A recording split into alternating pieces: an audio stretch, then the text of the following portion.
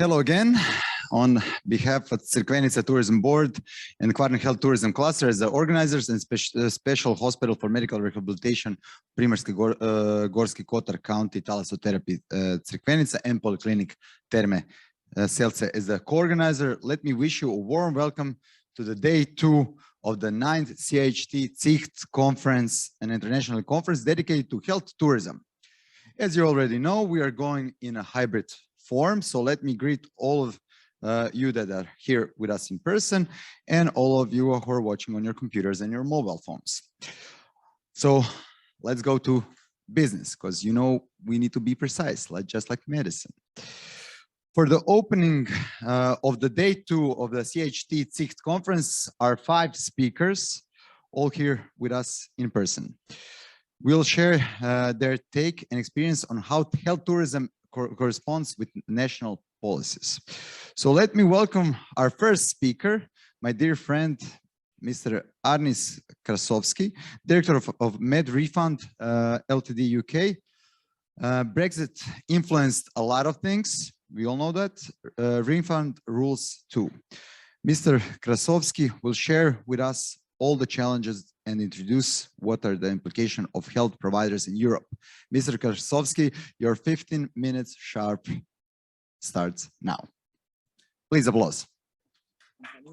Yes.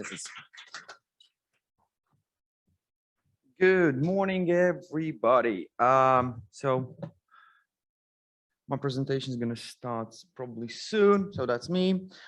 If you haven't seen me before, I hope you will enjoy 15 minutes of the time you dedicated to me.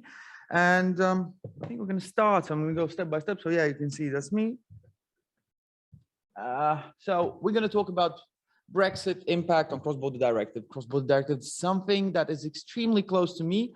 I've been working on it since 2011, I guess, when I was still working for the government. I was co-writing it and working in Brussels for it as well. So this is what I do, and this is my, I don't know how to say it, like I don't want to say child, but it's something that is extremely close to my heart.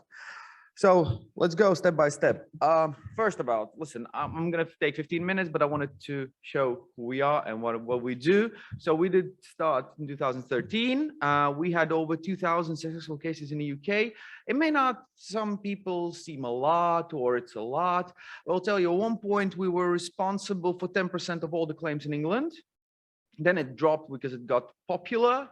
But it's still, we were holding 10% of all the claims. And I'm talking about between the companies who were helping. I'm talking about everything that was submitted ever.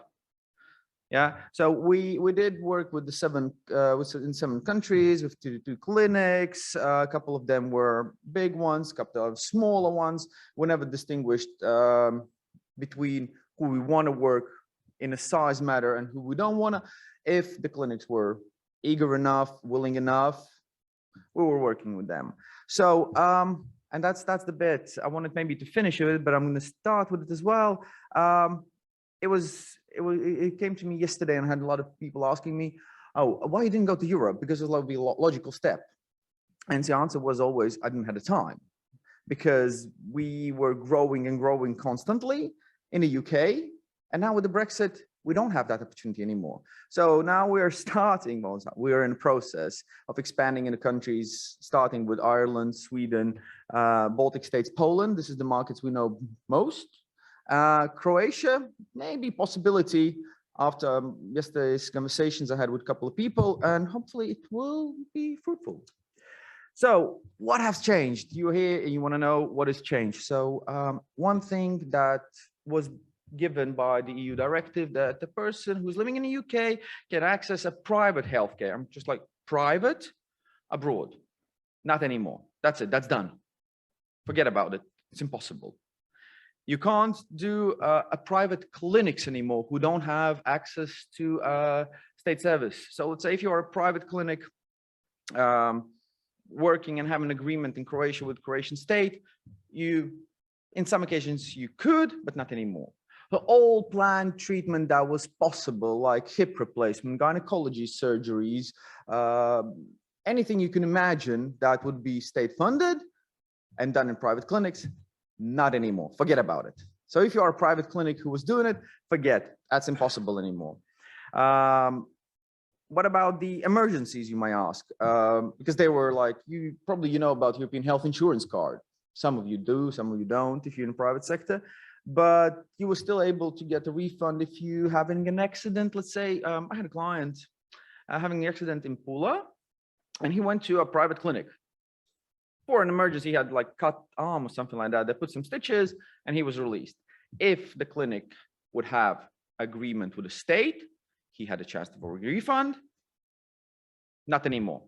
Not anymore. If a clinic is purely private, forget about it. No refunds.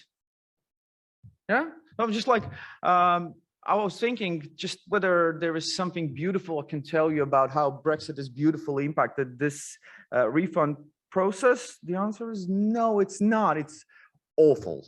It's awful to the people. Argument was why they revoked this part was, well, listen, if the people can't go to private healthcare in England and then get a refund, why they would be allowed to go to Europe? I don't know. That was the argument. That was their argument. That's why they revoked it. But I will say until a little bit later, there will be like a couple of interesting bits that can be done. And the deadline, although the Brexit happened long time ago, and we can talk about when did it happen and the dates. So the deadline is 1st of January, like last day of January, 31st of January of next year. So that point, nothing can be submitted. After that, we just like done.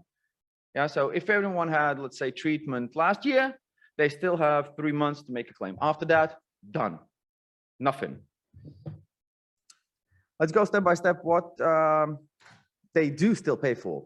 If you know about the planned treatment, so I'm going to go for the planned treatment. If it's interesting, and maybe afterwards I might have some questions. So planned treatment, S2 is still available. If you know what is S2, great. No, find out.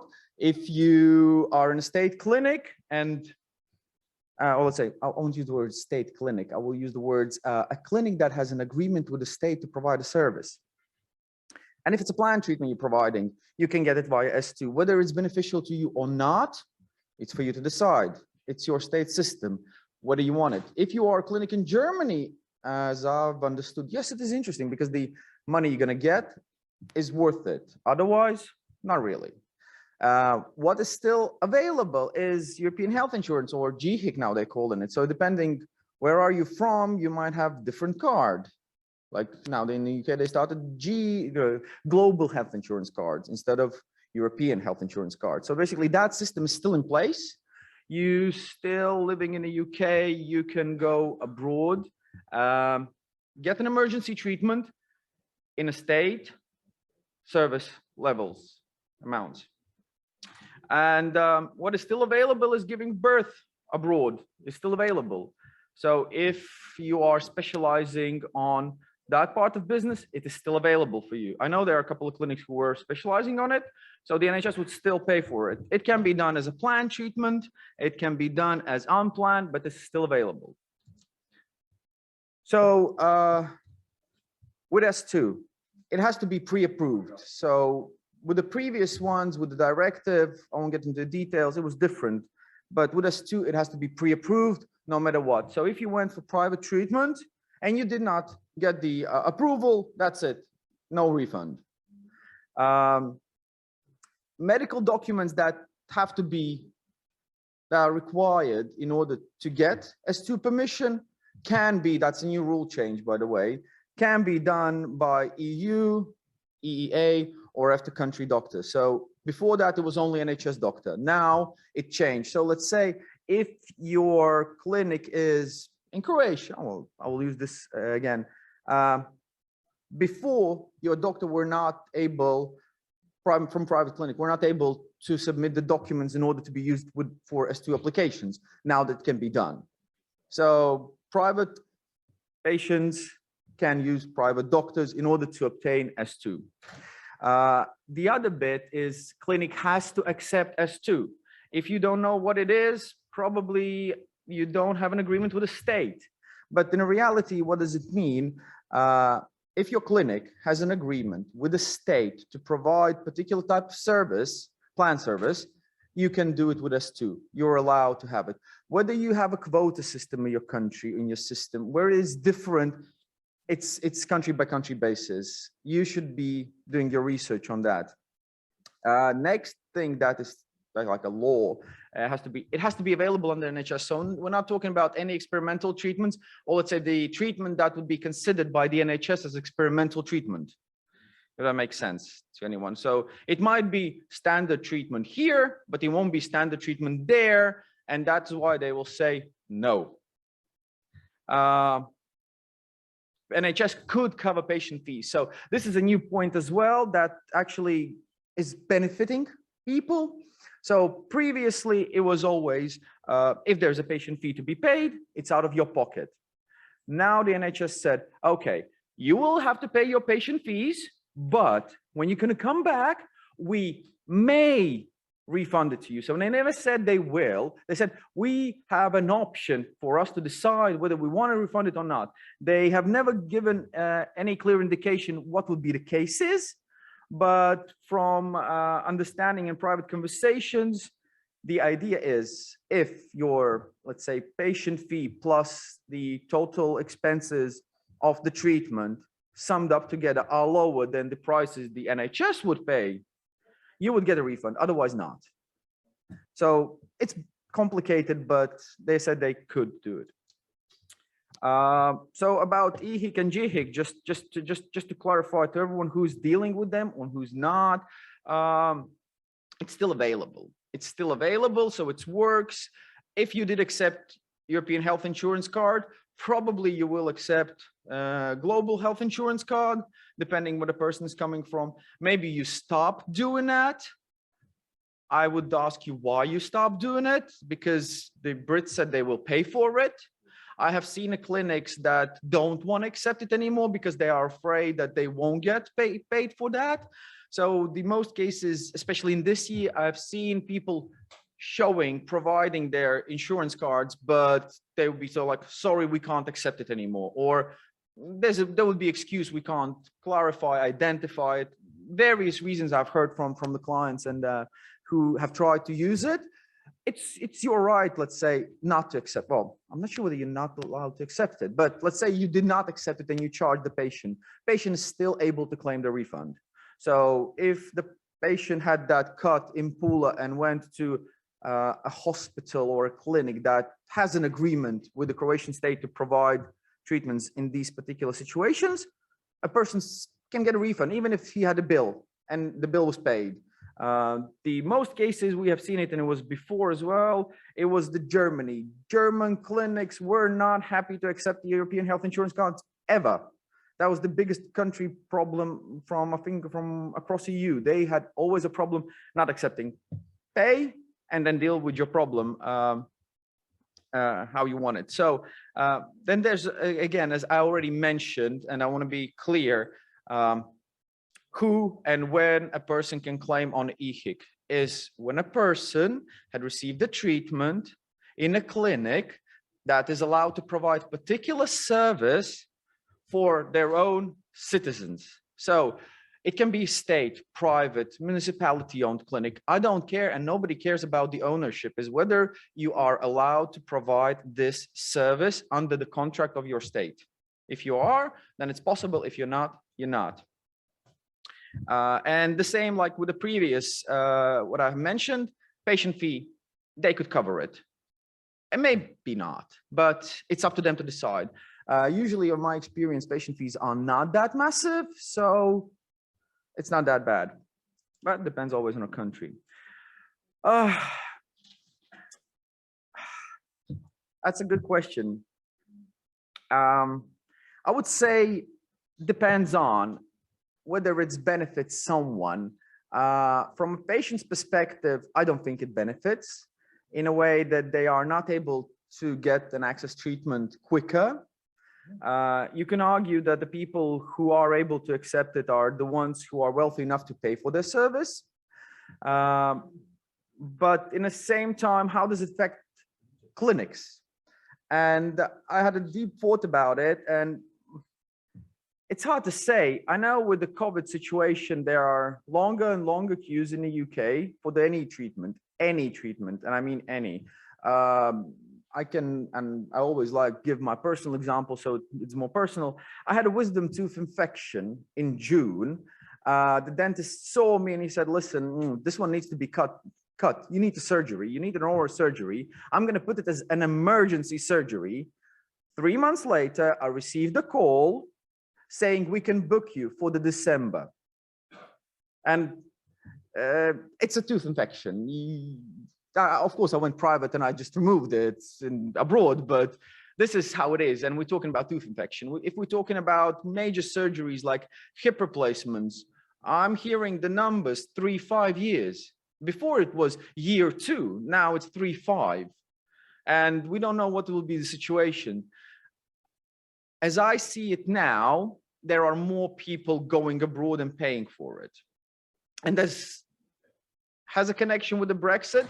No, it does not. COVID affected the situation. COVID affected the situation more than Brexit.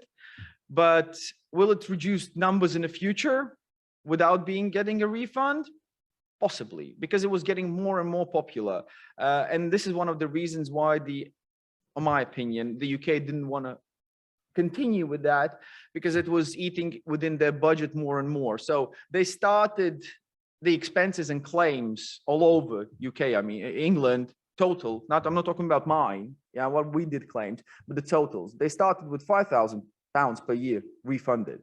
It went to 30, then it was 100, 1.2 million. And the last year, I think it was 4.7 million within the refunds they paid out. And it was just jumping and jumping and jumping. So that was the reason why they didn't want to continue. They want to control over their system and who's going and having where.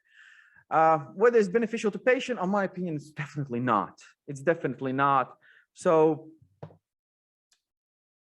that is it. If you have any questions, I'm happy to answer. I have 2 minutes and 15 seconds. Please applause.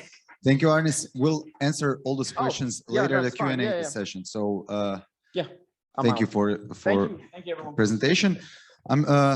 So now I want to welcome on the stage Mr. Christian, 3 dots. You need to help me with your last name. From MESC, International Patient Service, the oldest Germany facilitator agency. Please do join us here, and big applause for Mr. Christian.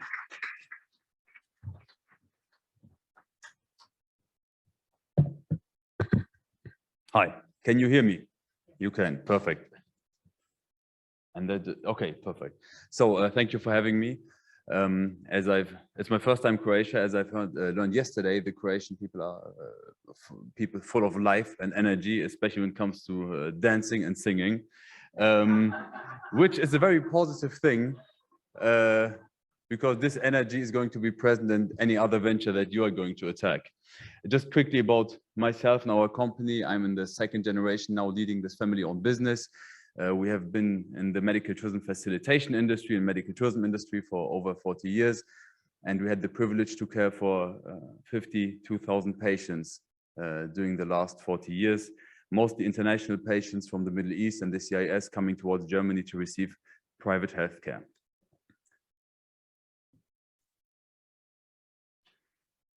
I won't bore you with the details of what we do exactly. We still do medical tourism facilitation exclusively towards Germany. So we have still the active role as a facilitator for those patients who come to us in the 3rd generation. They know us, they trust us, so we don't do any active marketing for international patients. We advise on international projects. I will elaborate a bit more on these later. And we are healthcare connector, means if you have an international investment company and they want to bring a German or a US brand or a European brand towards their destination, we help them. This might be anything from a hospital to a certain expertise in a medical field, in even medical equipment. Our consulting services aimed for medical tourism usually focus on strategy and operations. So what are the processes for a hospital that wants to establish an international patient unit, how to better treat international patients, how to answer their queries, and how to make sure that they receive all the information they need and they want to have. We do marketing and press. When it comes to PR consulting, you often have this discrepancy with hospitals who like to focus on the international market, that they forget about the domestic patients. And we want to make sure this doesn't happen by openly communicating their international efforts. And we do legal and ethical consulting, which is my main focus, just because the legal system in Germany in relation to medical tourism is quite complicated. So we have talked about a bit about this, but yesterday during the workshop, we do market research actually for companies who want to enter the medical tourism industry. We do it for destinations. So we do feasibility studies and all the stuff you need to actually find out what the market wants and what you can provide to it. I would skip this because it's the same old thing. So medical tourism stakeholder management. Most people don't really know what it is. The medical tourism stakeholders, there's just a couple of them. You will find the hosting state, because the hosting state, wherever it is, they always have a benefit and they have a stake in the medical tourism industry. For many countries, it's a tool to promote themselves all around the world. They pride themselves for the healthcare system they have. And one of the major factors in this is not always the quality of outcome or the outcome in medical care, but often how many international patients come to visit your destination. You have healthcare providers, doctors, hospital clinics. International patients and domestic patients are what we call passive stakeholders, because they, of course, have probably the largest stake in the industry, but you cannot actively manage them. The only thing you can do is you can implement your tools and your strategies in the other stakeholders, such as the hotels and gastronomy and the service sector, and by this affect how international patients and domestic patients experience what's happening. So this is your usual medical tourism operation. You can see I'm an artist in my free time. And we have these three stakeholders: hospitals, the service sector, and facilitators, which are usually the main stakeholders of medical tourism. Of course, you have other stakeholders such as airlines, but they don't play the same role as the three. And sometimes, unfortunately, things go wrong. So this might be miscommunication between facilitator and the hospital. This might be miscommunication between facilitator and the patient. And this all can impede the clinical outcome of a patient. It can come to, well, rather unfortunate happenings, such as lawsuits. You will find many of them in the medical tourism industry in Germany. Just because there is no alignment between these stakeholders. They all operate in their own small world and they do what they do. And you will often hear, why should I care what's happening with my competitor? Or why should I care what's happening in the hospital from the facilitators? Because they're very focused on their own universe. So what we need is an aligning body. You will find this in the top, and the foundation. And this foundation we'll go into first.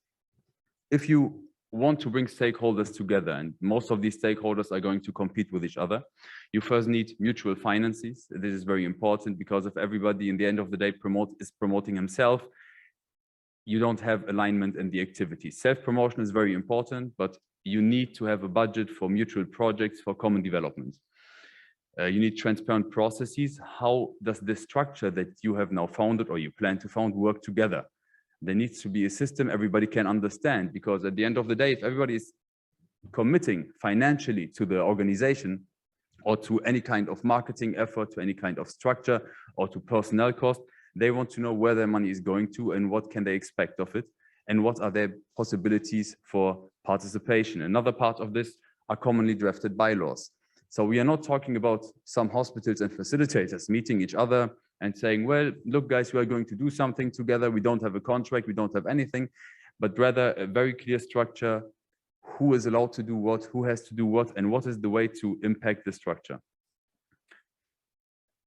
Some of the key elements you should include in your bylaws are votes and shares. So each member can have a certain set of shares. You can make this dependent on the number of employees you have, but we usually see it's best if every member of the group, of the destination stakeholder, whatever you want to call it, has one share equal to his participation. The bylaws also inform the processes, the financial structure. It should be an evolving structure. This should be included. So if there's any necessary changes, this is not a static effort. This can always be adapted to your needs by common votes. There's penalties included. Maybe we'll get into the cases later when they might be needed, and tools for dispute resolution. So in short, the foundation is a legal framework that dictates how the aligning body is designed, and it also informs the inner proceedings. The committee, and this is the aligning body that you've seen in the top, has basically three core functions. One of them is voting. So you meet, you have votes on certain topics. Let's say there's an exhibition that you want to present your destination at. You need to find a way to decide whether you want to do this. It cannot be driven by just the largest hospital or by the manager of this group. It needs to be decided by all participants, since they are all contributing financially. Make sure you have equal votes, transparency, and tie-breaking votes. Tie-breaking votes, just let's say you have a round number of participants, 10 participants, 5 say yes, 5 say no. At the end of the day, nothing will happen and everybody forgets about this process. In order to keep this structure evolving and moving, you need to have the possibility to have like an 11th vote, or you need to take away the possibility for people to not vote in order to achieve constant forward movement. Protocols are just important for terms of documentation, or for reasons of documentation, to make sure everybody's on the same page when it comes to the next meetings. And also, this is material you can use in order to promote what you are doing, because you don't need to create new content on your activities or for your PR efforts. You can just use your protocols as long as they don't include any confidential information. You need common billing procedures and binding procedures, and also confirmations. Everybody agrees to what has been actually discussed. And by this, you create commitment even among participants who are not willing to really commit. They just want to be a part of it for reputation's sake. But if you really want to have them any impact and want them to profit from it, you need their confirmation. And also, of course, the function of representation and cooperation. Let's say your organization wants to be part of a larger operation. You need somebody who is their representative for this organization. And by the way, this can be, for example, a medical tourism cluster, a health travel cluster. This can be just a group of private hospitals who doesn't want to be a cluster, but they can just have combined marketing efforts. So what you can do first for hospitals, think about cooperation instead of competition. So if you have a hospital in your neighborhood who you consider your competitor, don't see him as that. There's always competition, but the patient will first decide for your destination. They will decide for your country, for your region, whatever it is, before they choose a single hospital. And you need to find combined USPs. It might be that you have 2 dental clinics or 2 orthopedic clinics, and one of them is far better in doing one type of surgery. This doesn't mean that this has to be to your detriment. You might be able to, or you might not be able to offer the same type of surgery to the same amount of patients, but at the end, they are going to require a service that you might be better at. So promoting your neighbor might actually not hurt you, but benefit your business. And you should create a designated joint operation budget. And at the end of the day, whatever money you invest into marketing, I'm sure there's some of the activities that you are doing that you feel like we are not really getting our money's worth. There's something that we could do better. We should change it up. And this is the situation where you can decide to cut these activities out, concentrate them, and offer them for mutual finances with a larger group to have higher scalability. For destinations, I really think that destinations, be it the tourism board or any kind of government authorities, you need the initiator, and this should be actually them. First, they should be, in the best case, they are impartial in what they are doing. They try not to favor one participant over the other. It doesn't mean that they won't, but this is the ideal world that we want to live in. And they need to spearhead this effort to bring everybody to the table, telling them we all have the same interest. We want to have more medical travelers. We want to have a solid medical tourism infrastructure, a worldwide reputation, and the first step is to present as one. You should also, as a destination, really speak about your willingness to invest, because without money, nothing is going to move. We have heard it a lot of times now, if you want things to change, you have to do things you have never done before. And this can be tax breaks.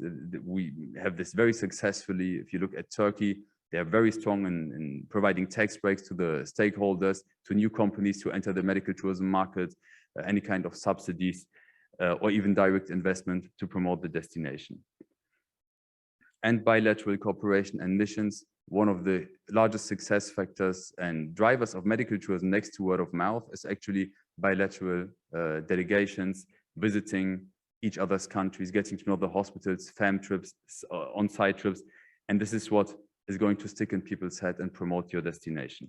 And it has to be organized by some official authority. In the best case, I'm a huge fan of the private sector. I myself am from the private sector, but I can tell you from our experience, we have taken the mayor of Frankfurt to the United Arab Emirates, and this was one of our most successful trips, because you come with government authority, and this is usually what people want to see in order to feel secure. That's it. actually. I'm not sure if the next slides are going to be there. They are not perfect. I just had the 2 backup cases, but I think I'm quite well in time. Perfect. Thank you so much.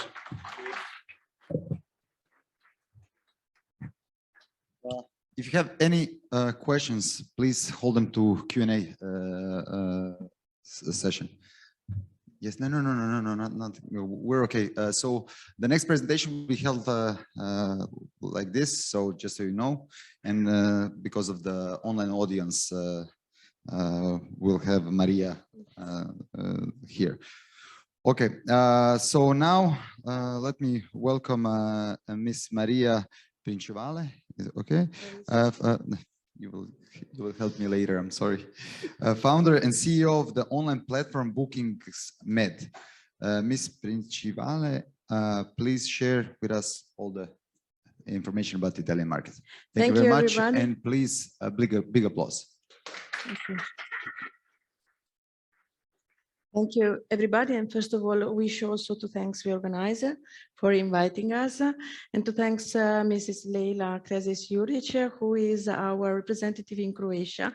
I did see her before, but I don't see her. Okay, thank you, Leila.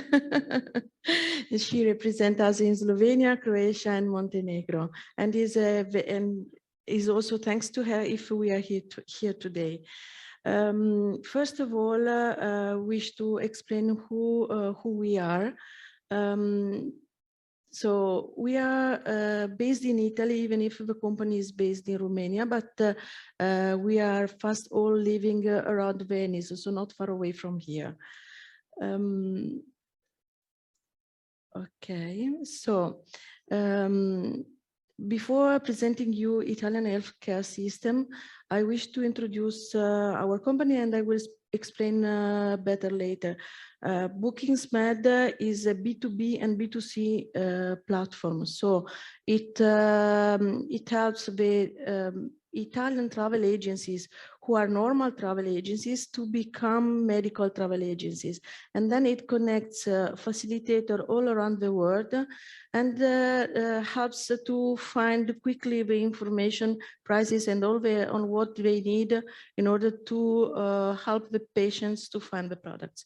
Now we wish to explain you how in Italy works the Italian healthcare system, because from this point we can understand what Italians are looking for when they travel for healthcare. So first of all, let me see if here is explained. No, it's okay, let's stay here. 90% of the treatment in Italy are provided by the national healthcare system. So every citizen, even if they don't pay any insurance, even if they do not have any money, they can access to any cure in the hospitals. And the quality of the treatment is quite a high level. The hospital have been renovated, and as it is destined to all the citizens, the doctors have thousands of patients, so they have a huge know-how. So the quality of the healthcare is very good. But why Italians are going abroad for treatments? They are looking for what in Italy is not covered. And what in Italy is not covered from the system, or what in Italy is not present, or what in Italy is not of good quality. So first of all, what in Italy is not covered is all what it is aesthetic. So hair transplantation, dental treatments, as well as aesthetic surgery, all of this is not covered. About IVF fertilization, a part of it is covered, but not for all the citizens, because our law foresee that if a lady is not married, she cannot access to IVF treatments. And this means that there are a lot of single ladies who are looking for having baby, and they must travel abroad. And then we see where they are flying to find the treatments in this moment. Ophthalmologist and ophthalmology and highest technology. In Italy, what is lacking is financing the research. So what is very high level in USA, or sometimes in Swiss or in Germany and Austria. So Italians also travel abroad, also Israel, but it is not a destination that we know. So there is no one who is promoting Israel. That's why Israel is a very high level destination, but in Italy is not common. So it's more easy that Italians fly to America or to drive to Swiss or Austria. As far as I have seen this year, there is a very high level also of some technologies and some files, also particularly in ophthalmology. We had the chance to visit some clinics, and really in Croatia, there is a very, very high level, just that we do not know in Italy. So this is something that BookingsMed can do, because within our network, we do trainings every week to the travel agencies, but also to doctors. We also have some training to family doctors and to specialists. And in these trainings, we can update about what is new, what is better in the world, also to the doctors. How works the insurances in Italy? We have the public insurance, which is ENPS and ENAL. They are two different insurances and are provided to all the person who works, but also to all the citizens. Particularly ENPS is for illness and retirement. So it is paid by the company to the employee. It is compulsory, and it covers any illness of the patient, of the employee, and also when he retires, it gives money every month. In ENIL, it's for incidents on the job. So if the employee working lose a hand, lose a leg, or have incidents, they pay for the rehabilitation, for any treatment, and for in case a retirement before the age which is foreseen. Then we have a lot of private insurance. Why? Because for instance, if I am the owner of a company, the national insurance do not cover me enough. So the national insurance cover just a part, but I give you an explanation. If I am a owner of a company and I have an incident, I create a damage to my company of maybe 1,000 euros per day or 10,000 euros per month.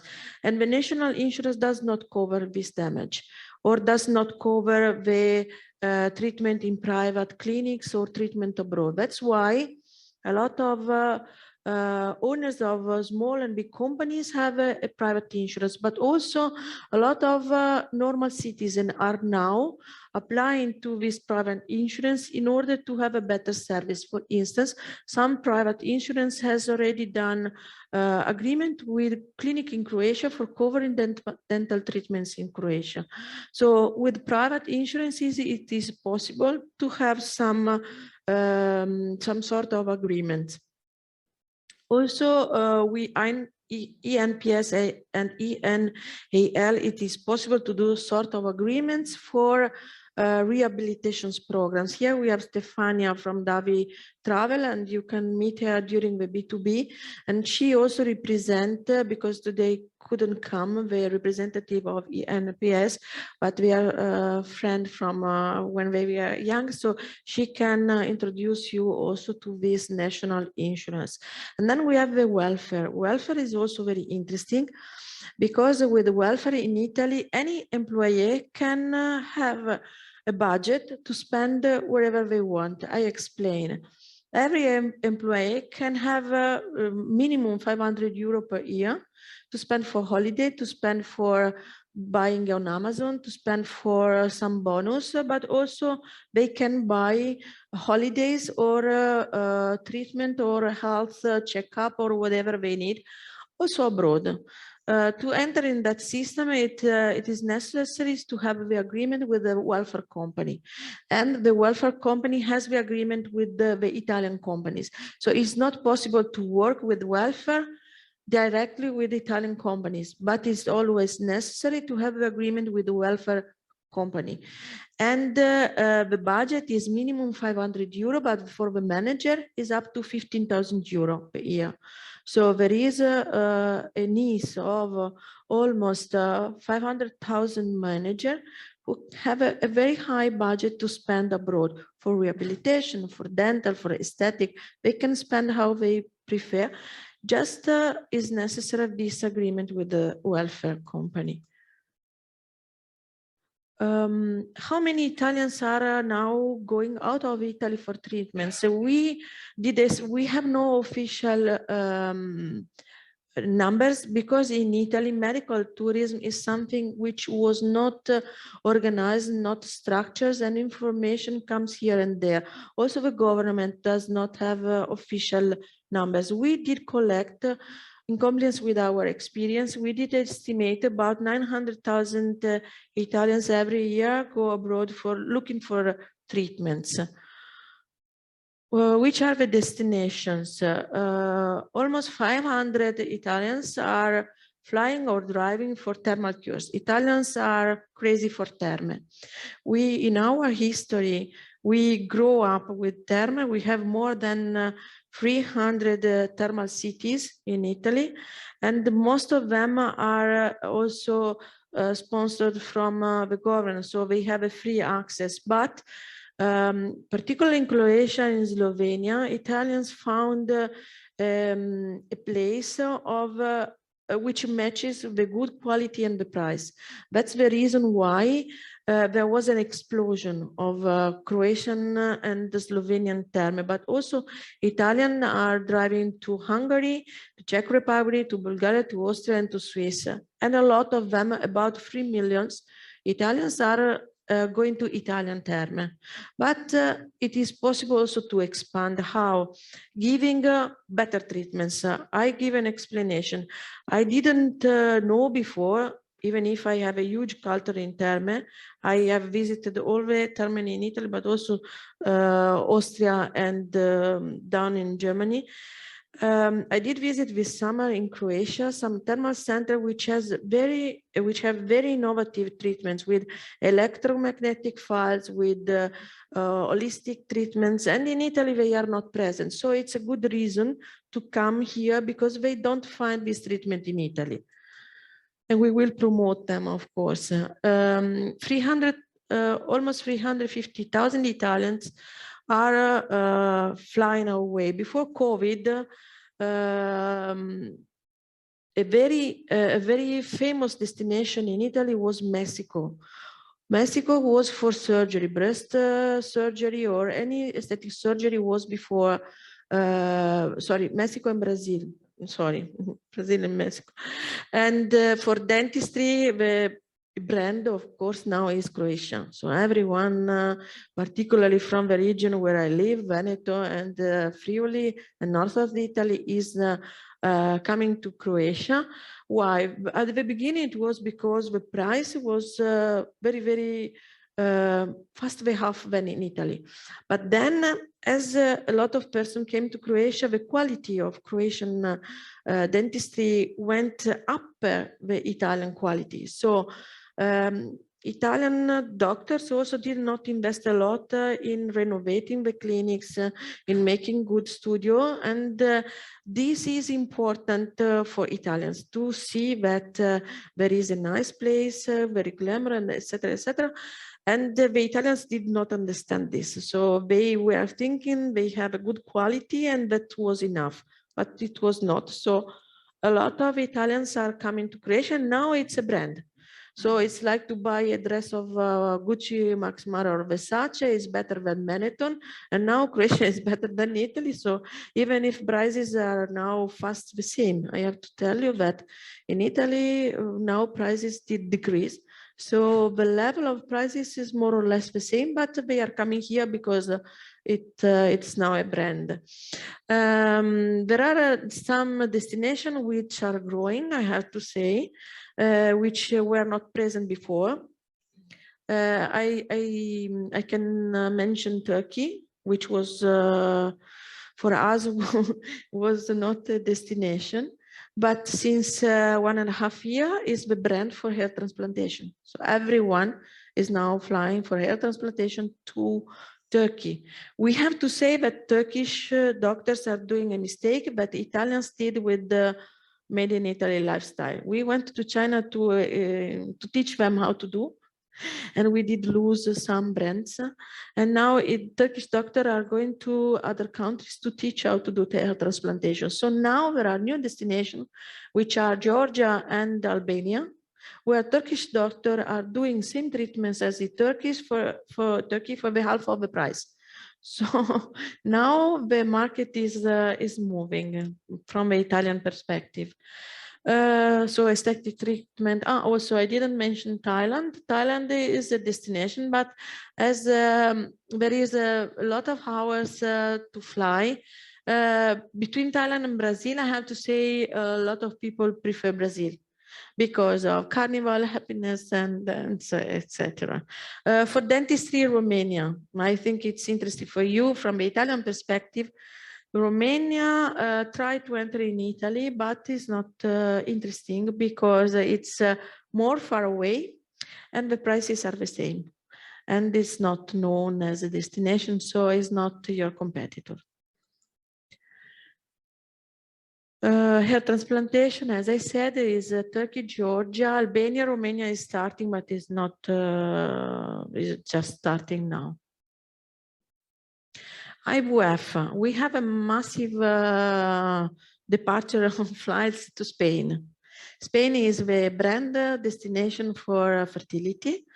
Fertilization is mainly because of the law, but then also they did develop the product and they offer a good quality of services, particularly a group of clinic which is connected to a big group of German clinics is offering treatments in Spain, and it's very, very famous. Then there is Czech Republic, Ukraine, but Ukraine is for more than IVF, is for person who cannot have baby and they just rent the mother for having the baby. It's something that is not so much ethic, and for a Catholic nation like us is always very difficult. Okay, BookingsMed. Now we come to BookingsMed, why we exist. I have to say that I didn't mention before, our history started in a different way. We born as organizer of events, B2B. And we did grow as the unique Italian event for medical tourism. So there is no other medical tourism event. And after the event, all the facilitator contacted us by phone to have prices because they were not able to contact or to have the information from the hospitals or from the thermal hotels. So we decided to create an environment where they can easily find the information instead of calling us. And so did burn the idea of BookingsMed, which is now collecting thermal hotels with thermal treatments, medical spa, then clinics, hospitals, private clinic, hospital, doctors, and also we are introducing pharmacies, because in Italy pharmacies are changing. They are starting giving fast checkup of blood examination, so they also can enter. How does it work? We ask everyone to prepare some packages. We don't want to sell room nights. We are not booking.com. We want to sell medical packages and to make the life easy for everyone who access. Of course, it is online, so also private client can enter, but private client always see the official price, which the company public edit, and the agency, they log in with their account, they see the netto and the brutto price. We do not intermediate. So all what we get from the clinic, we give to the facilitator. We intermediate only in the B2C, not in the B2B. And in the B2B, we are doing also another job. We do not just give prices and information. We are giving trainings. Every week, every month, we train doctors, not only from Italy. Now, also we are growing in Europe, particularly in the East, in the CIS countries. So we are doing, as I said, webinars, educationals, B2B workshop and conferences, online and offline. And fast every week we are moving to do this activity, which is growing and growing. So these are some of the meeting that we and the training that we organize. What is important is that for doing B2B, we need to do selection, to prepare the product with a catalog, and to give a sort of awards. Why? For the B2C side, anyone is welcome in the platform. As more information as we have, as more it grows and it is visible the platform. But the agency to collect the client, or the facilitator to have a client, need years. And to lose the client need 1 second. So they are not able to participate every day to selection of clinics to see what is okay or not okay. So we do for them. We see 20 clinics, just one entering the catalog, because we know what they need. What do they need? They need people who speak many languages. They need buildings and furniture which are new. They need packages, prices. We need commission. Some hospitals do not give commission. So we know what they need, and we do a selection, and this selection enter in a catalog, and they are selling not what is in the platform. They are selling what is in the catalog, because they know that that is selected, and they have no worries about this. They trust me, and because we build a relation. Also, the agency, not everyone is welcome. To become a medical agency is needed to do a path of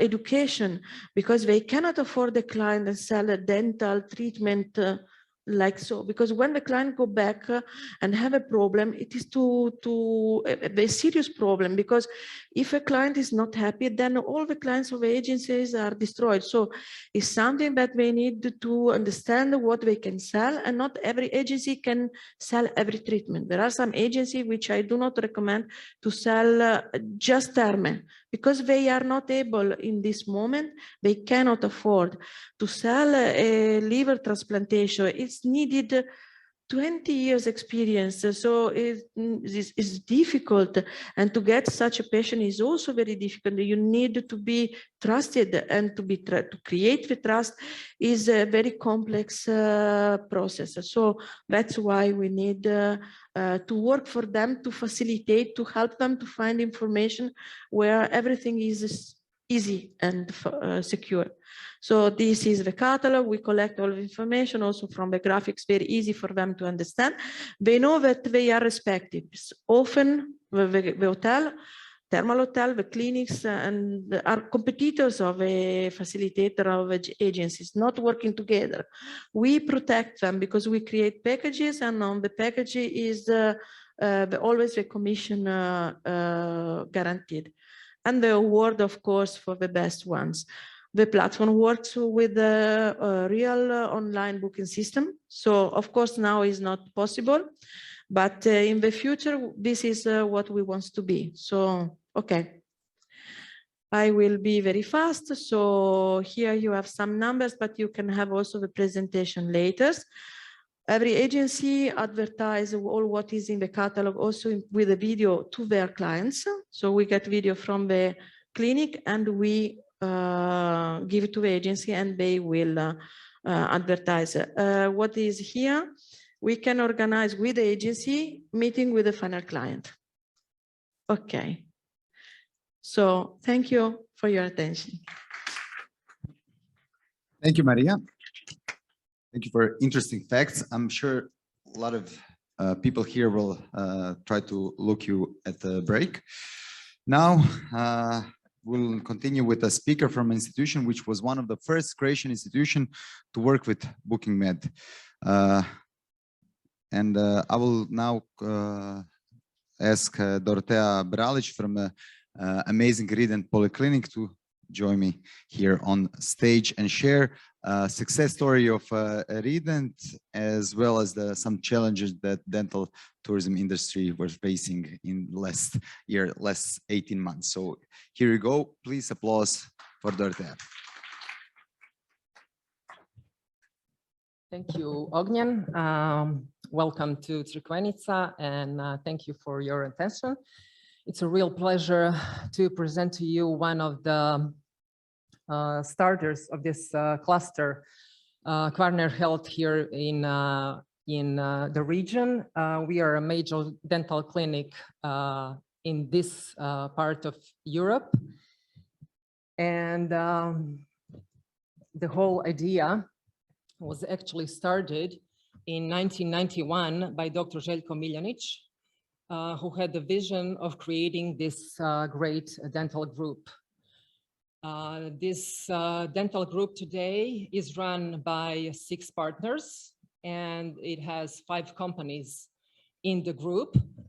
It started with the private office of Dr. Željko Miljanić, who is basically working with the state insurance. Then the largest dental clinic, who is run on private funds and strictly private patients. We are working on 2 locations in Rijeka and Poreč. In the group, we then formed, due to the needs of our services, the Ridental, which is a dental laboratory, working on 3 locations and servicing all our patients on a daily basis. So you will never leave us without your teeth. In the group, due to the large size of all our premises, we have formed the Sanodent, which is the property management group for all our locations. And since we are working mainly or 90% with the Italian market and Italian patients, we had to give them the service of money exchange. So we have El-Khouri, the office exchange in the group, which will become obsolete, of course, once Croatia accepts the euro. So we have 17 years of experience. We started in 2004 with 5 studios in Rijeka. And today we have 38 dental studios in Rijeka and Poreč. We have 38 dental doctors and specialists working with 54 of our dental lab technicians, 43 dental assistants, and 5 radiology engineers, meaning that on both locations we have all up-to-date dental services, and we can manage all your dental problems in one day. In the pre-COVID years, we have managed with our travel and transportation agencies from Northern and Central Italy that are really closely working with us for these past 17 years. We have built this tradition actually on working with larger groups.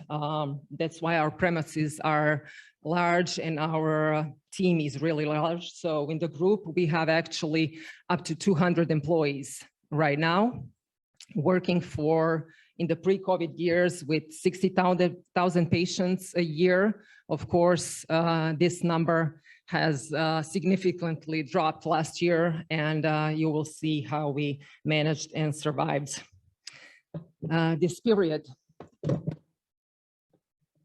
So in all our business analysis, basically, and when talking to our colleagues, we have never in the real sector seeing anyone mention pandemic as the major threat. we were always prepared for different legislation changes within Europe, between our countries, in our countries, in terms of health or financing or other. We were always prepared for competition, right? It's better to embrace competition than go against it. So we view it as a threat, but also as an opportunity. And we always thought of workforce shortage, right? We have how to prevent that and how to cope with those things. But actually, pandemic hit us last year. And on February 25th of last year, we had, the day before, we had 150 patients in the clinic. On the 25th, we had no patients in the clinic. And it's really, really hard to cope with those situations. But somehow we have managed, because the numbers have gotten back up, not as the pre-COVID, but we are managing pretty well. So last year for 3 months, we were practically with no work for our doctors. We had, in the whole year, we had a drop of some 40% in our revenues. But because of the group size and the good work we did in the previous years, we were able to keep 95% of our employees. How did we use the downtime in our clinics? It's to get fully digitalized in our communication processes, in our finance processes, and to have all the data analysis one click away. What we did is we strengthened our teamwork, made our medical teams smaller, but more compact, and working on a daily basis, and training each other in the digital dental sector. We are one of the fewer clinics in Croatia and this part of Europe that have digital dental masters in our teams. And we also, we had to have actually some pay cuts, of course, in last year, and marketing cuts, but we have managed to put that on a side, and had to have some investments in our premises to make it larger studios in the oral surgery department, and of course to have more space for our patients in their waiting rooms. So we could previously have 200 seats in our waiting rooms. We had to cut that down to 75. So we had to cover part of our garden and make new waiting rooms. And that's how we overcame some of those space shortages. So the market trends are not speaking well in terms of workforce. I don't think this is only in our medical or dental industry. It's basically in all the industries. What we have been doing at Rident this year is taking on really young team members. So taking doctors, nurses and technicians just right out of school, giving them mentors. And that's the way we are seeing to youngen our team and keep this business going. You'll see that also the market is experiencing shortage and a disproportion in doctors, nurses, and dental technicians. So high educated professionals and lower education professionals. However, we managed in our team to have quite substantial number of dental technicians that can service all our needs. And our next investment is in the new dental laboratory. So we have it on 3 locations right now. We wanted to get it onto 1 location, a Rijeka, give them larger premises and have it fully digitalized. So the market trends are actually going into the way of mergers. We are seeing fewer dental offices and studios in Europe, but that's only because they're going towards the chains and networks creation. This is mainly based on the dental service models that are going throughout Europe. So you'll see that this trend is coming from North Europe, UK, reaching Spain, and then slowly Germany, of course. And then slowly, as the dental service models will come to change in our region, we'll probably be seeing new investors in the field. Croatia is still, after 20-some years, in the transition model because our health services are mainly state paid. So we'll see this transition from state insurance to private insurances, and we'll all have to be prepared for negotiations with private insurers. We don't have contracts with private insurers, as Maria has mentioned earlier, but nevertheless, our patients are looking for reimbursements from their insurance, and our sales team is equipped to help them in those negotiations and is constantly in contact with private insurance. So we'll be ready for that as well. In terms of the dental market numbers, of course, in Europe, the largest players are in Hungary, Poland, and the Czech Republic. They are also, as you mentioned yesterday, they are also avio destinations, and maybe that's a bit easier for them. The most dental tourists, as you know, in Europe come from UK, France, Austria, and Italy. And in Croatia, we see most dental tourists from Italy, Slovenia, Austria, and Germany, which are, of course, the driving destinations. We call them dental tourists, but they are mostly daily dental tourists. We do have agencies that we cooperate with, and they'll do a vacation package with dental services, and it's working quite well, but not in the numbers that we all would want in this region. The good thing is, as Maria mentioned, our prices are getting closer and closer from our markets, but we are still at some 50% with the Italian and the UK markets. So we see a good future in that because our higher quality with the lower prices is still a good catch. What we expect in the future is the consolidation of the markets. We see investors coming out from outside of the medical field industry. So we see them coming and buying into our industry from the insurance or from the financial market. We'll have to be ready for that as well. We see that in terms of being prepared for going fully digital. That's the future of our dental industry, and having ever younger team members that will be able to keep up with the digitalization processes, and of course, thus making the workforce competitive. That's all I have to say for right now. We have one of our agency here with us, Stefania from David Travels, and she can vouch for our really good cooperation, I believe.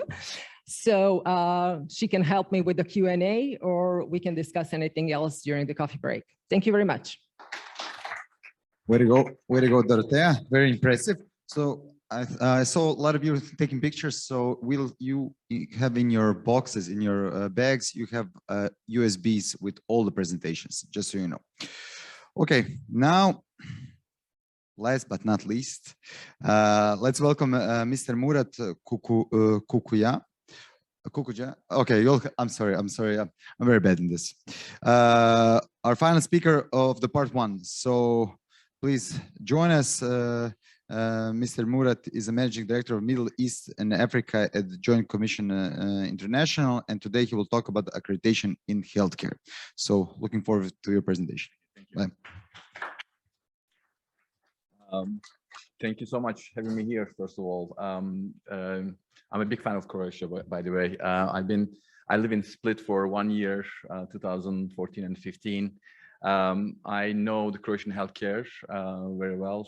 And let me tell you, last, this 1.5 days, I've been hearing incredible presentations and a lot of enthusiasm and great minds. Especially, I would like to highlight, like yesterday, when Jan presented his presentation, and I found some, I really find I related to him because he's a Dutch, I'm a Turkish, live in a Split. And we really appreciate, what you have in this country a lot, as a foreigners. And we see it like, really maybe from the different eyes.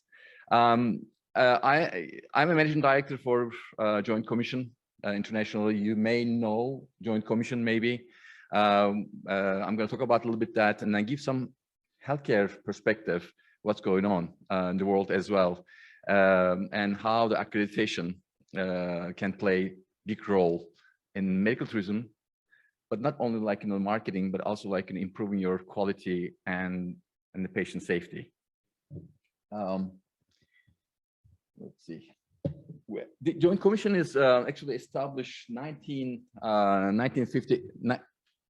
Here, okay, 1952 in Chicago. We have headquarters in Chicago.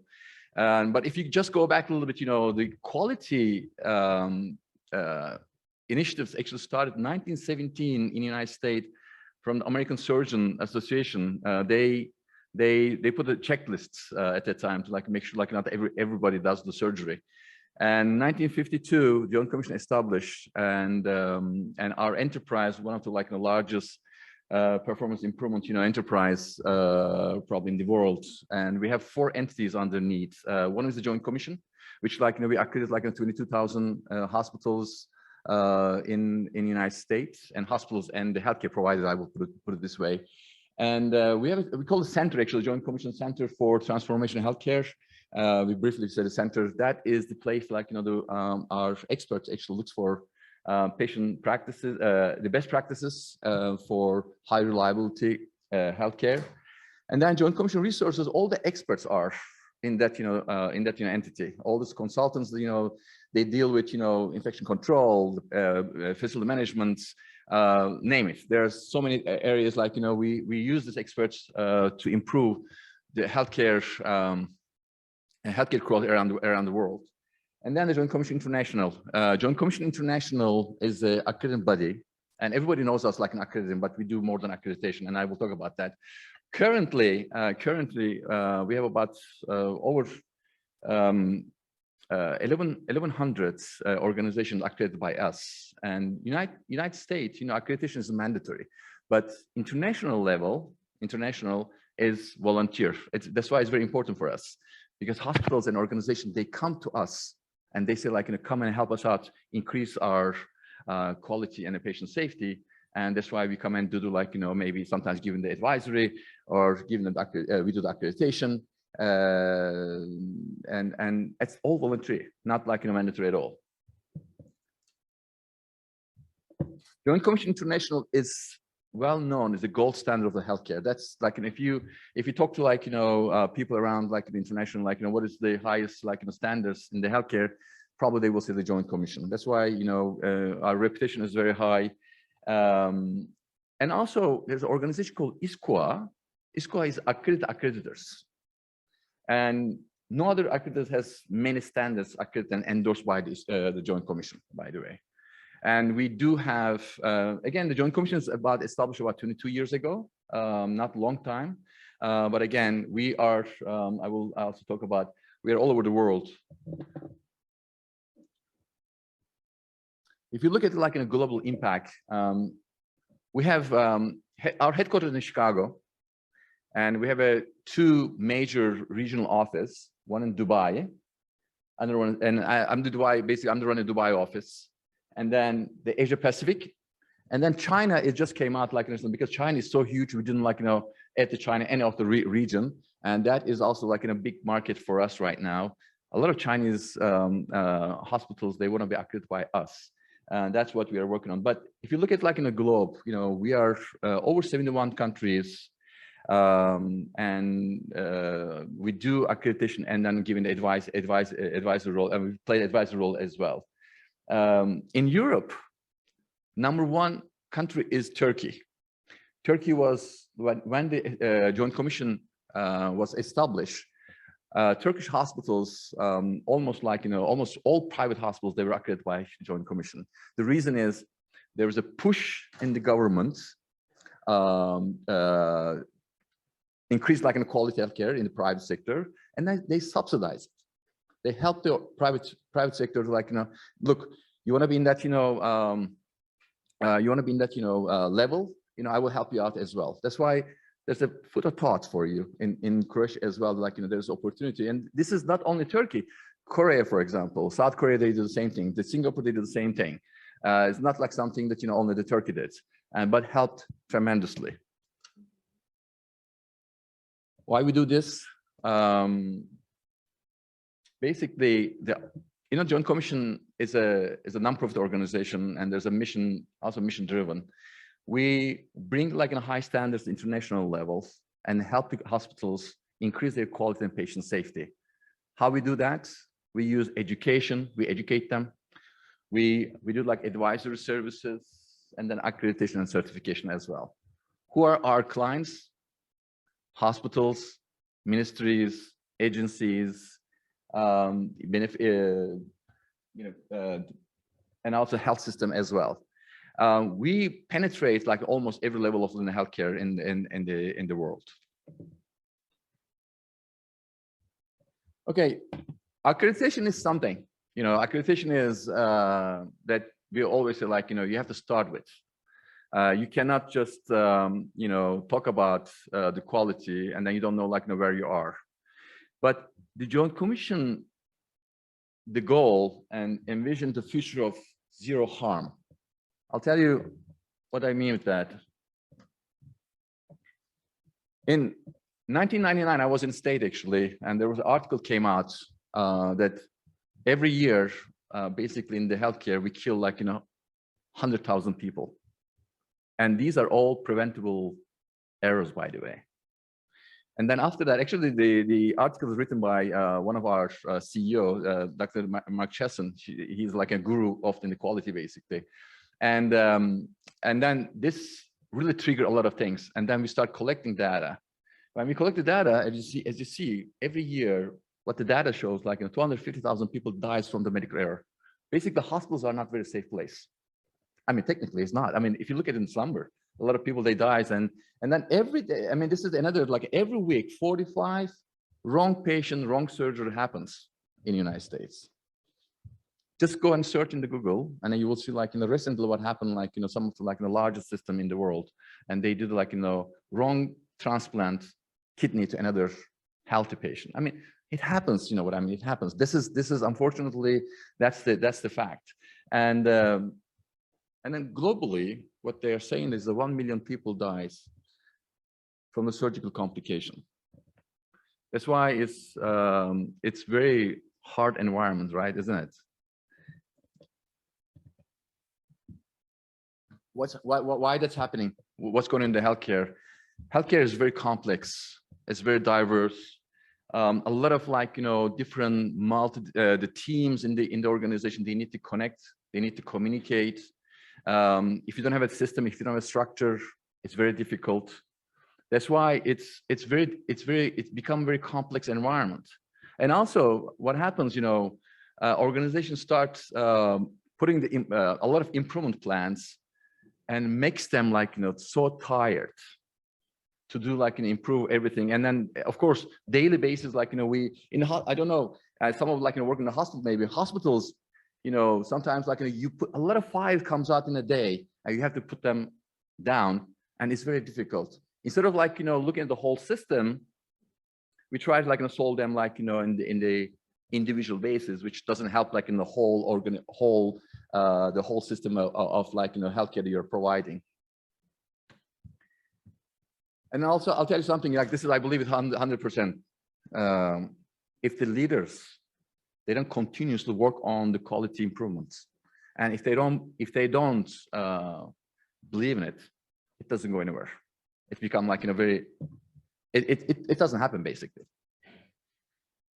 Okay, is a zero harm is it possible in the healthcare?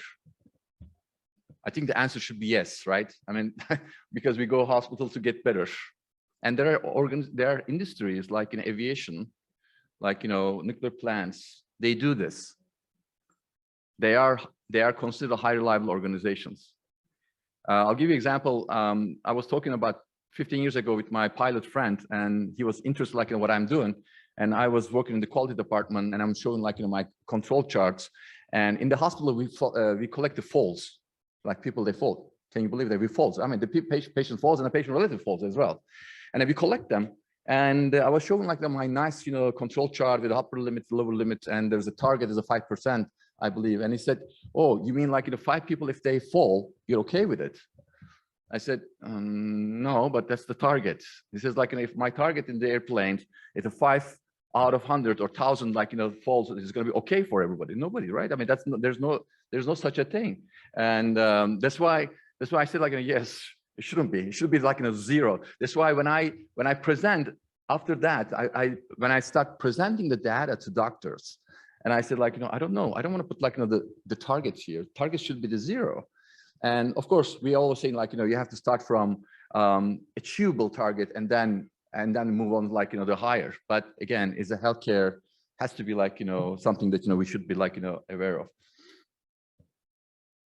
Okay, humans basically, make mistakes. That's for sure. We cannot say like, we cannot make mistake 100%. That's why zero harm is not, no mistakes. Mistakes happens. But zero harm is basically we need to identify the problems before that happening. If you do that, and how we do that, you have to put a structure. You have to like, put like certain like elements from the quality improvements, and they use the right tools. Believe it or not, industries, they use incredible tools to like improve their production. When it comes to the healthcare, we are so weak on that, even though we talk about it a lot.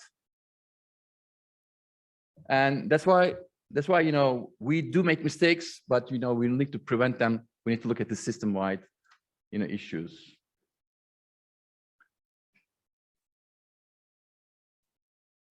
Okay, that's why I said like from my beginning of the presentation, it's accreditation is a must. You have to have that. That's what I'm saying. Doesn't matter. Like that's why I'm here representing the Joint Commission. But accreditation, any accreditation I'm talking about, it talks about healthcare quality and patient safety. It gives a framework, and then addresses the systematic issues. I just mentioned that too. Because the solving individual issues doesn't really help the overall issues that what's happening in the organization. And this is, I think, one of the important things that I always believe that when you try to eliminate the harms, you have to engage the patient and the relatives and the staff all together. You can engage them. And that is, I think, is one of the the key things. Is like, and I always believe in it. And there are a lot of new research comes up how to improve the patient satisfaction and everything, and that is also goes from that as well. Okay, some of us we talk about this medical travelers, what they expect. The cost is not important, that we said, right? But cost is important. It's not but it's the value is different in every country. United States, I think Mario mentioned that the United States, the hip replacement is 55,000, and then you come to somewhere else in the world is a 5,000. But just the value, it doesn't mean that this 5,000 that they're charging is going to be less quality than the 50,000 that they're charging in the United States, because it's a different environment, different people, they make different monies, and the cost is totally different. That's why the travelers, they look for a high quality. And also, I believe that, you know, they look for also transparency as well. You know, that they want to go to organizations that are transparent. There's no monkey business, anything. And then, you know, the treatment with the respect and I mean, the respect is like, you know, when they go to like an organization, they want to feel that, you know, someone respect their culture, and then involvement in their own care. That's why I said, like, you know, these are like, you know, what we hear, what we see in the market. Okay, when you're accredited, what does it mean for you? You're recognized by globally. For example, we have a website called, like, you know, worldhospitalsearch.org, and we put all our accredited facilities there. And the people, they, if they want to see, like, you know, if they want to go to any kind of country, and you just go there and search, like, you know, which hospitals are accredited by the Joint Commission, you can find that. But like I said, like, you know, the accreditation is not a tool to market your business, but you do, because it puts you like in a different level. But the most important thing is what we would like to see, that, you know, it helps your organization quality and the patient safety. That's what we are looking for. And that's why I'm here in Croatia and talking to different professionals. Like, you know, my goal is like, to get people around the table, and then we talk about like how we can improve this. And then some of, like, you know, organization, they talk about like an accreditation, and everybody, like, and this is the International Medical Travel Association. They advocate like an accredited facilities. The American College of Surgeons, they encourage the people, like, if they go to travel outside, they say, like, you know, find like accredited facilities. And they Deloitte did this research, actually. They say, like, you know, independent accredited organizations like such as JCI really help the quality of care. Am I good in the time? A little bit. Okay. The last slide. Okay. Okay. This is the roadmap a little bit. Okay. How we get there. I'll tell you, if leadership doesn't believe it, because this doesn't come from the bottom up. This comes from the top to bottom. Will not happen. You have to create a safety culture in your organization. They will basically, everybody needs to get involved. And then the third thing is start using like performance improvement tools, but to benefit for your organization. This is not only for clinical stuff, also financial stuff that you're working on. That tool is going to help you. And the other thing is, like, this is very important, like, everybody, this equality is not one person responsibility, and everybody else as well in your organization. I believe the last slide, this, what does the zero harm look like? Zero falls, zero complication of care, zero infection, zero missed opportunities, overuse, and the lost revenue as well. Thank you very much. I think I already just look a little bit. Okay. Thank you, Murat. Please Sure. take your seat. I'll need Arnis, Chris, and Dorotea here on stage. We have Maria here. So first, I would like to ask: is anybody here on site? Does anybody here on site has a question? Anybody? Still no hands. I'm just kidding. Paul, let's start with you. Thank you for being such a brave. Excellent presentation to everybody. My question is to Maria. Organized tourism in Europe began in 1868 on the island of Hvar with winter tourism and medical tourism, and then Alfred and these guys in Crikvenica copied us 20 years later when they started. What can we do? You have 550,000 people going for spa tourism. They're driving to the Czech Republic. We have amazing stuff here. What can we do to work with Italy to get more of that market here and through the winter and stuff like that? Yes, there is a way to this. I know a word in Italian, but not in English. Destagionalizzazione, so to work in the winter season. This is a problem that also some cities have also in Italy. So, but is needed, what I say, a bit of fantasy. So to create some paths, some itineraries, which helps to attract patients in the winter. For instance, from the leisure, from the medical, there are two different times. From the leisure, it can be for aged people who can go all over the year everywhere to organize bridge, burraco, or some sort of torneos which can be done in the winter side. From the medical side, there are some treatments that are better in the winter than in the summertime, for particularly for therme. And there are some paths, for instance, no one is now taking care of hypothyroidism. Hypothyroidism is something that in Croatia, it can be very good for the winter season, because iodium is more present in the seaside in the winter than in the summertime. And there are about 50 million people in Europe who suffer for hypothyroidism. So to develop a protocol, a medical protocol for treating this disease, which is also a serious one, paths that can be developed to attract a person in the winter season. There are persons like Chenot, like other person who did invent something which did not exist before. So this is what I call fantasy, which is not only fantasy, it's to work on this and to find something which is not the sun and the seaside, but there are some disease which need attention. And no one is taking care, so this means clients and patients. From the medical side of the clinics, you have already a very good offer on the dental, and it can also, there is something which is not, is very expensive in Italy. Maybe here can find a solution, which is PRP. PRP is in Italy suggested instead of hair transplantation, or to help. Maybe is something that you can develop here. Thank you, Maria. Any other questions?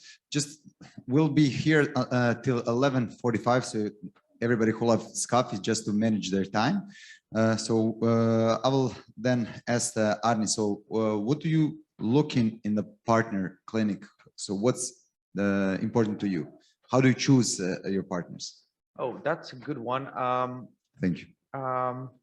I would say for myself personally, it's whether we have similar values, goals, and whether we see the process of how it can work same way. So for us personally, it's more about whether we can work together, whether we see the client's perspective in the same way. So that's more important than. So what's the medical expertise? How do you rank those values? Please do join us on this because I think both of you can. I can say to you, like whenever I go, let's say, to the clinic, we heard it yesterday, you said it, and my comment was every clinic is saying we are the best. And my question straight away is there, okay, can you imagine someone's not telling that they are the best? Can you imagine someone saying, actually, you know what, we are rubbish at something? No. Can we get to the point? What are you actually good at? And what is the product clients might be looking for? That is one thing. The other thing is, can a person determine whether the medical procedure he's receiving is good or bad? So it's your own personal experience. Okay, you can say whether you have less pain or more pain. That's like individual understanding. Let's say if you go for hip replacement, how many hip replacement person in their lifetime is going to have? 1, 2, maybe 1 revision, maybe 2. That's the tops. Yeah. So you don't have an information and knowledge to value whether your hip replacement was good or bad. But what you can value, once you open a door and you enter the clinic, you can value the service perspective. You have the knowledge of service perspective, how they are greeting, whether they give you all the documents you need. Those are the things that are valued to me more than medical procedure. Because Chris, what do you what is important for you as a facilitator? Well, it is mostly, first you look at hard facts. You see how many surgeries have they conducted, which is not always helpful, because you can do 5,000 surgeries and maybe you made them all wrong, or they were not up to, you can have a million surgeries up to the standard that might be actually expected, but it's elite, at least, you know, that somebody who has experience in it. The service perspective is very important, just because it shows you by the way that the patient is treated in the human way. It's going to reflect in many cases on the type of medicine he's receiving, because even, let's say he has great surgical experience, but in the follow-up, while he's an inpatient lying in the hospital, the service quality suffers. He will not feel well in communicating any kind of pain, any kind of feeling of a complication, and this will then not be taken care of. So they are intertwined. And I mean, for quality, if you go for, let's say, general medicine, it's very hard to say. If you go into rare diseases or something that's rather new, that you can then look for a medical professional who has published on the topic, who might be involved in research, and this is a good way to find somebody who has better expertise than maybe his peers. Okay, so let's now put also the accreditation part. How important the accreditation part is for you guys, and then you can join us as well. So to facilitators, also Maria, do join. Yeah. So you know, I've spoken to Murat yesterday, and I know of JCI, and everybody knows JCI. So. Yeah, not actually. Patients very often don't really know it. That's the fact. But I've told Murat I'm not a big fan of accreditation in many cases, because people think patients really care about it. That's not the case. What he elaborated on, that you actually for yourself, you maintain this zero harm policy in many instances, is what accreditation is important for. But I have to say, and I'm not paid by JCI, but there is no accreditation I've ever been asked for except JCI. There's many accreditation, even specifically for medical tourism. I've never heard a patient inquire about it, but the importance is an intrinsic value you can provide to your own organization. Okay. I agree totally with, Okay. I agree totally with this. I would agree on the same basis. Like patients don't see the difference. And the question to the clinics, when they always present to me, like, I have an accreditation, why? That is the question, why you did it. To bling, put it on your website, or for yourself and to do work, to do a better job? That is the question I always ask. Yeah, the patients may not see the difference, but they feel the difference, right? So it's all in the way we make feel our patients, and that feeling is constant, right? So every time they come to us, every time they reach us, they have the same treatment, even from different doctors, but they'll have the same process that they're going through. The standards. And the standards are all the same. Okay, I mean, I'll tell you this, okay. Every hospital that I ran, they're all accredited, and I want them to get accredited, because I want to make sure that, you know, my loved ones goes to hospital, have a structure and a quality of care. It's nothing to do with, like, you know, what other people they think. And for me, I mean, I'm talking about personally, but quality, I mean, the accreditation, if you look at it as a marketing tool only, you don't need to get it. Forget about it. Accreditation. Pay ads, Google ads there. Yeah, I mean, you know what I mean? That's why you need to forget about, you know, you don't need to get it. But if you're gonna lift your organization to a different level, and then you make sure, like, you know, you are giving the high standards, you have to have some kind of structure in your organization.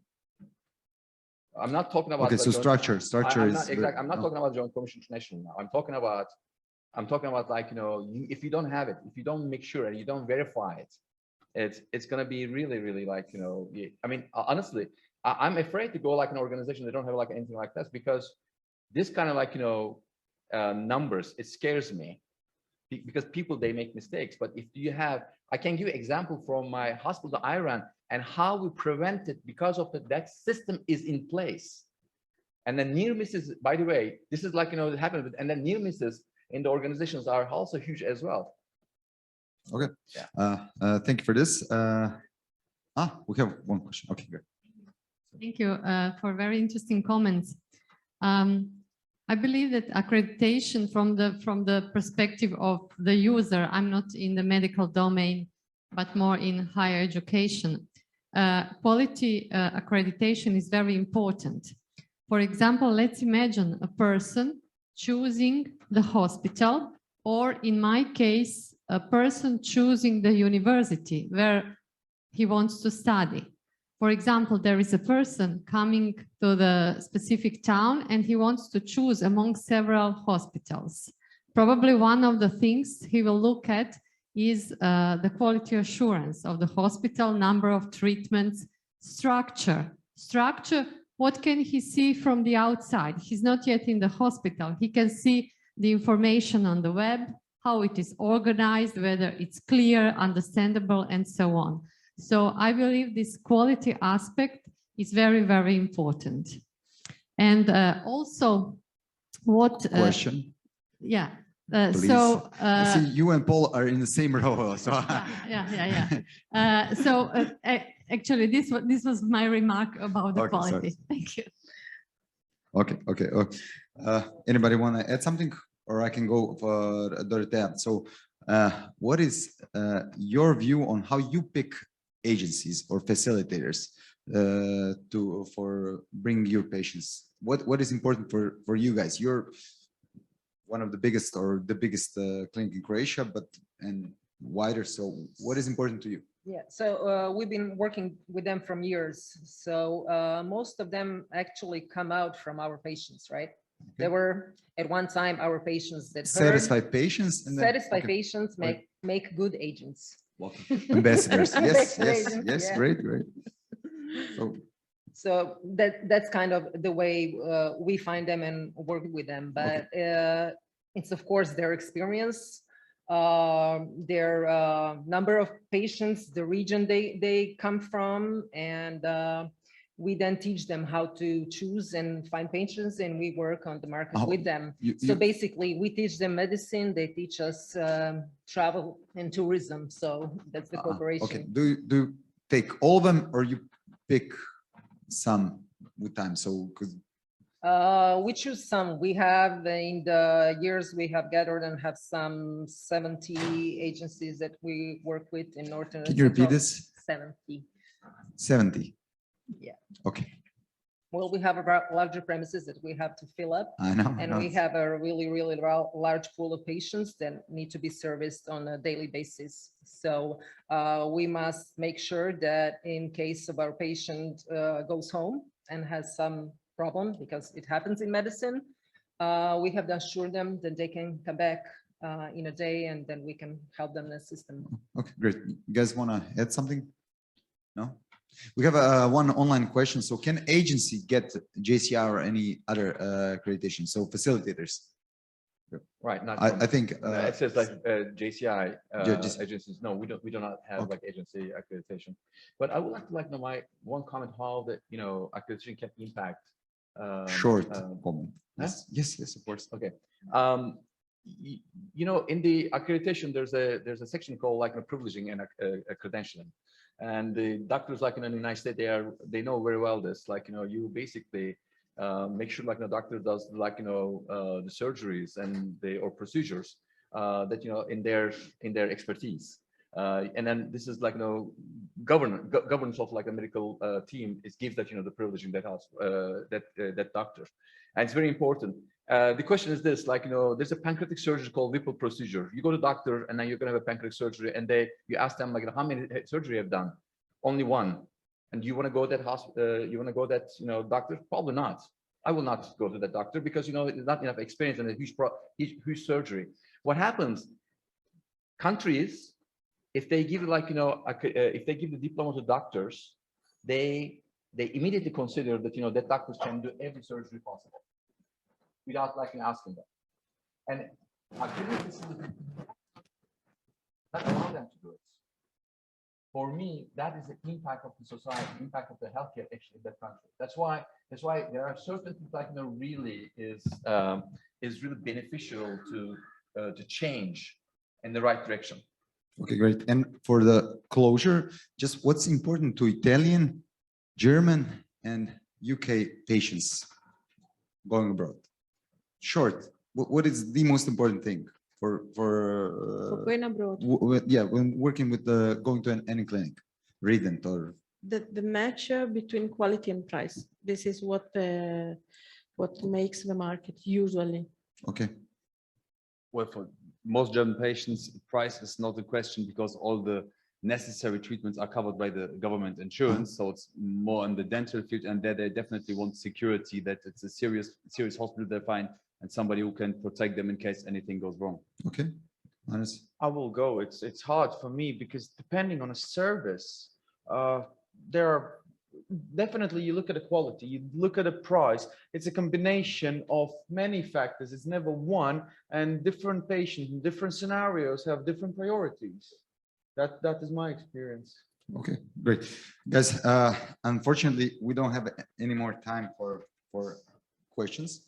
So we'll need to wrap this up. Please, one big applause for the team on the stage.